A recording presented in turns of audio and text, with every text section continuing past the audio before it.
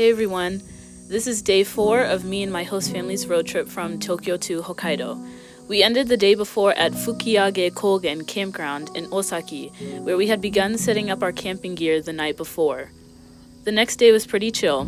The weather was quite clear, so my host parents tasked me with entertaining the kids while they worked. We ended up playing some baseball, practicing German, coloring, and just enjoying the fresh air and nature.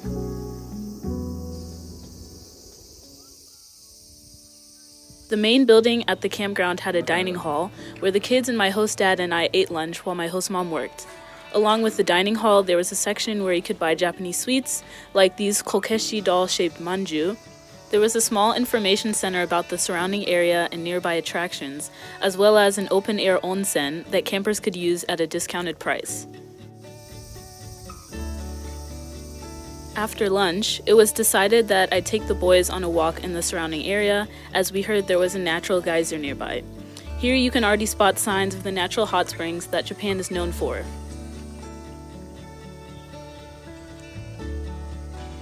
While they usually go unnoticed in day-to-day life, I love how Japanese manhole covers often have unique designs on them.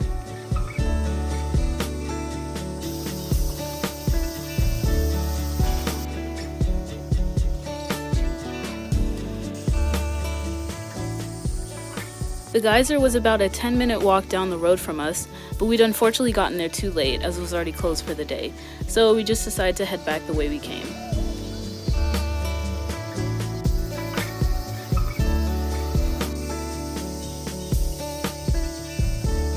A bit later, my host mom and I headed to the onsen. In more rural places, or even at older shops in Tokyo, inserting money into a machine to receive a ticket for the service or food item you're purchasing is fairly common. My ticket cost about $4.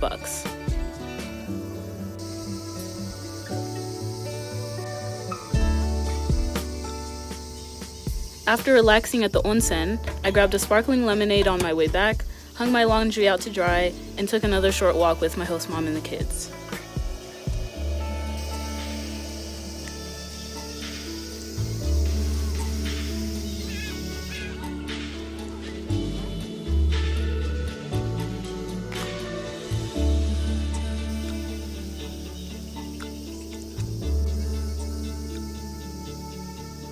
For the rest of the evening, we enjoyed the gorgeous view of the setting sun against the mountains surrounding the campsite.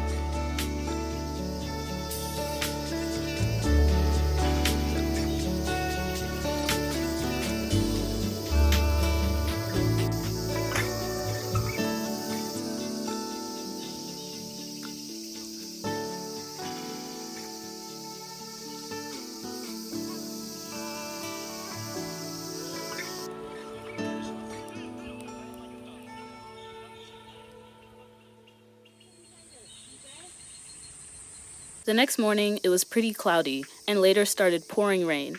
Thankfully, it wasn't for too long, and only rained for about an hour or so.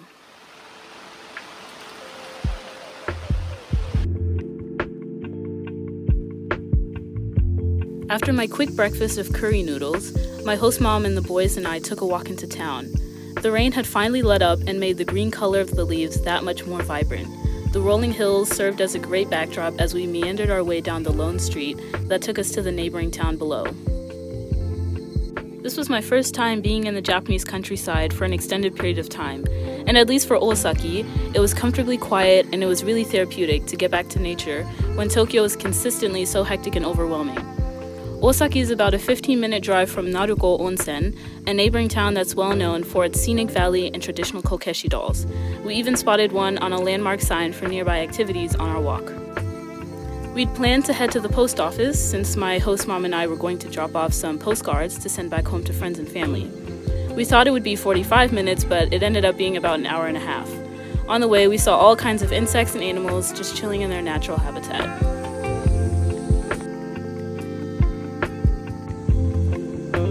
It was at this moment, though, that we realized we had taken a wrong turn and had to go back the way we came, to the kids' dismay. Despite our minor slip-up, we were still able to get an amazing view of the mountains from a higher vantage point. We came across a beautiful traditional Japanese house with a big yard out front and even chatted with the local to compliment her garden.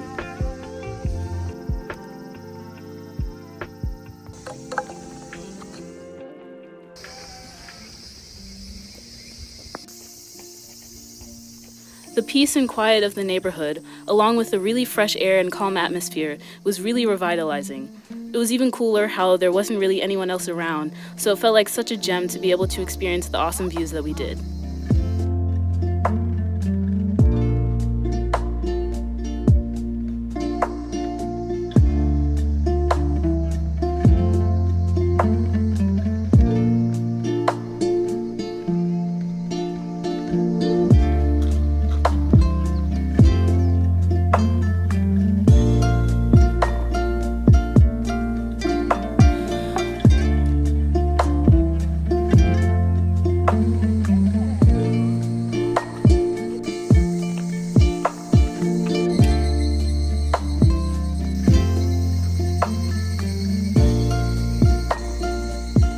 We'd finally gotten to one of the main roads, and I waited with the boys while my host mom went to drop off our postcards. We rewarded ourselves with a drink, and then my host dad came in the RV to bring us back to our campsite. Once we got back, we went to the onsen to relax after our afternoon hike. This is the discount ticket for campers that reduced our bath fee. The regular price, at about $4, is still very affordable though. Because of the incoming typhoon in the area, we ended the day packing up our things so our departure would be quicker tomorrow. I woke up the next day to a damp bed because of the rain that had come in during the night. Because we'd packed the night before though, we were able to leave the campsite at around 7 in the morning.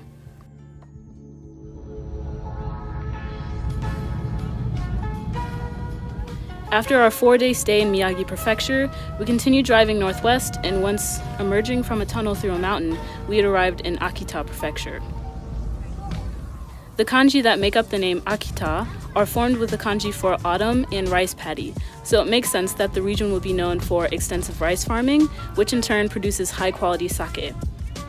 Akita is also believed to be the origin of the Akita Inu, a popular dog breed. A bit into our drive, we stopped at a konbini for breakfast. I got a rice ball and French toast, along with some other snacks for in between. Not too long after, we came to a roadside stop called Misato and perused the store for local foods and souvenirs. Like I've mentioned with Japan and their love of mascots, Misato's was a cute little droplet of water. There were a lot of fresh fruits and veggies, as well as decently sized, locally grown watermelons that sold for about $10. For the size that you get, this is relatively cheap by Japanese standards. We also went and got another stamp in our travel log and continued checking out the store. There was a small dining area, and while it was rainy that day, I'm sure on a sunny day it was a pretty cool view.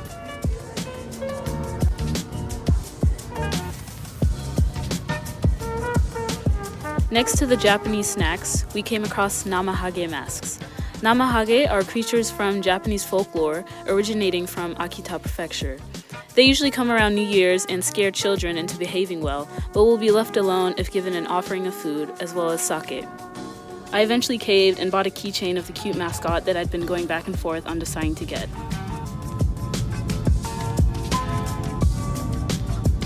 Back on the road, we watched a bit of the Olympic Games, then made another quick pit stop for food.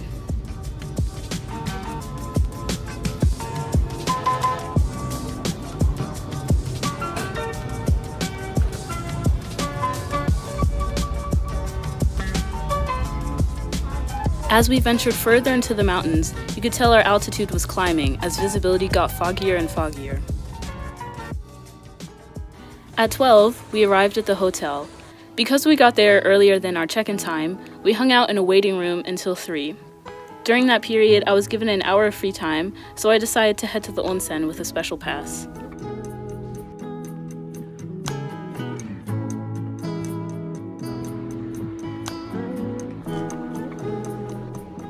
Naturally, there's very much an etiquette or way of doing when relaxing at the onsen in Japan. It's pretty common to find posters like these, detailing the process of cleaning oneself before getting into the main bath. After we'd gotten access to our room, we unpacked our things and just hung out for a bit.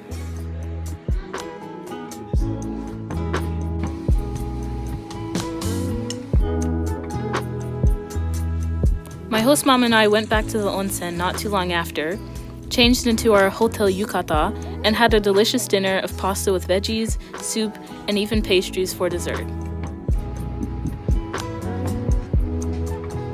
While waiting on my laundry, I poked around the lobby shop where they had all kinds of local goods like udon noodles, tofu, jewelry, various fabrics, and cute Akita dog-themed items. I also came across sleek-looking bento boxes, the prices ranging from around $85 all the way up to $120.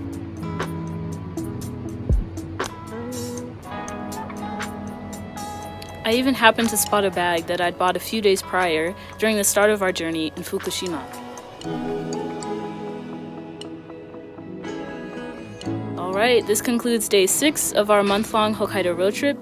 If you enjoyed, please consider liking the video and subscribing to my channel to see the rest of the journey. Thanks so much for watching.